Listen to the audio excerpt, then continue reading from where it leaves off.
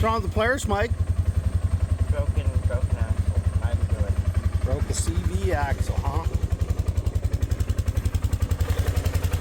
That guy right there. Go ahead and move it.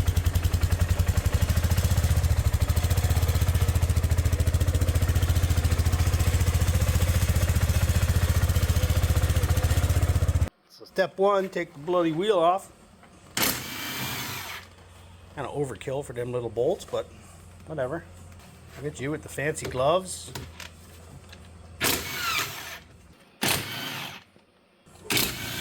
Should be a washer on each one, right? They're 14 millimeter times 4.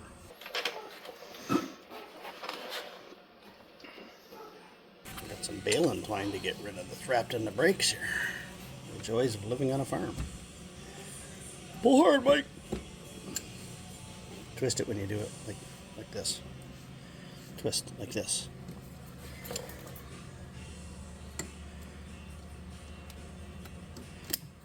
Okay, let's see. We're not going to reuse this cotter pin, so what you do here is grab it like this and just go.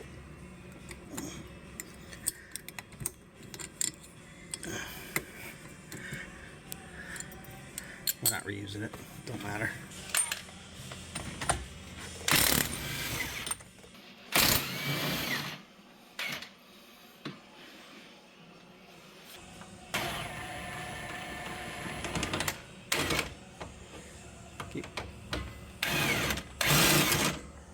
There, you got her. Same down there. Oh, that's easy. I didn't think it would do that. So, because our CV axle was broken here, it came out. We didn't even have to pull it out. It just dropped. But in order to pull it out and put it back in, all that, you still need to pull this out. So I'll have to go through with it anyway. Same will you if you're doing this. So.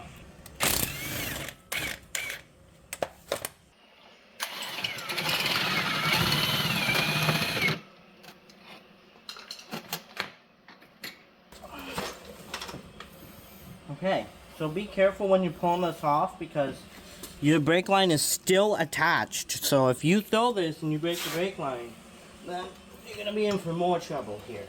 So I'm just putting the pry bar here, and all I gotta do is give her a little lock. Oh wow!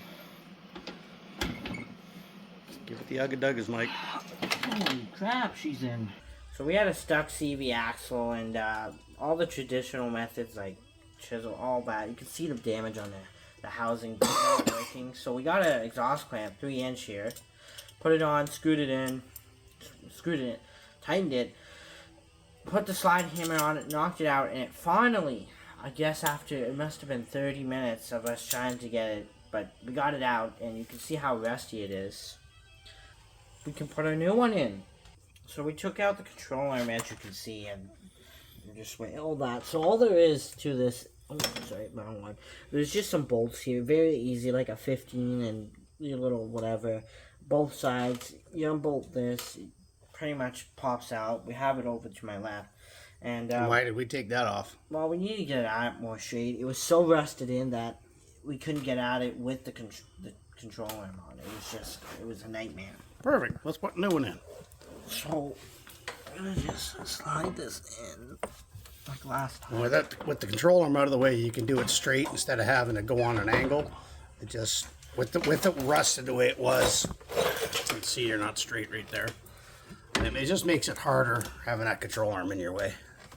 So we got the splines lined up. All we gotta do is now just push the CV axle in here. So that's like that.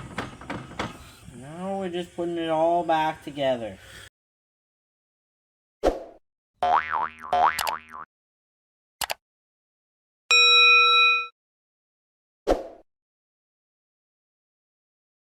So you gotta put the axle through the hub here.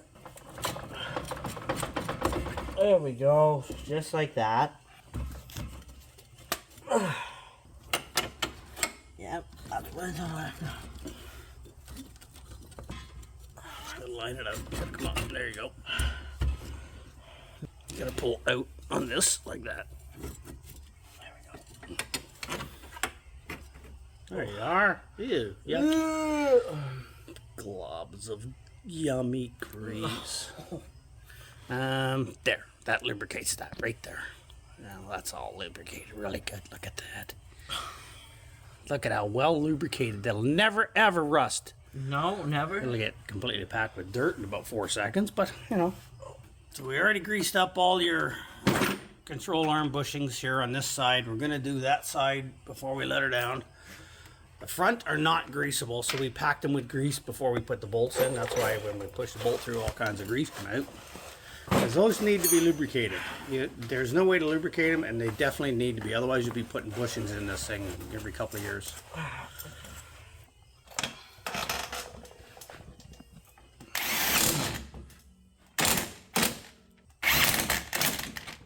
Good enough. What's the torque spec? 1 or 2 ugga-duggas. Good enough. There we go. 2 spacers is what we ended up with. I don't know why it had 2, but we do have them. Bend it up.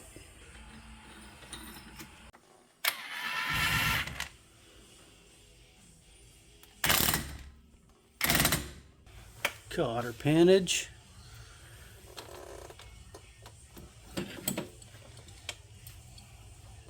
Done. Just cut the end off it. How do I cut the end? With the cutter that's on there. Do you really not know there's a cutter on that? Between that little back. That little piece way down here.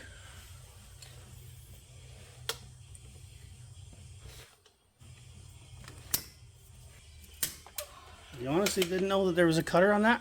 Well, I didn't see the obvious cutter sign on it. Remember, I'm a bit of a bonehead, Dad. Your self-confidence is just astounding. All right, so what's left, Mike? Put the wheel on, and we're gonna top up the diff fluid by taking that plug out and filling it to that line. Well, there you have it, folks. There's the rear axle on a, I guess, what's this, a 2017? Polaris Ranger 570. Polaris Ranger 570. This is the wider ones. I don't know, they make all kinds of variants, but anyway, back axle's put in.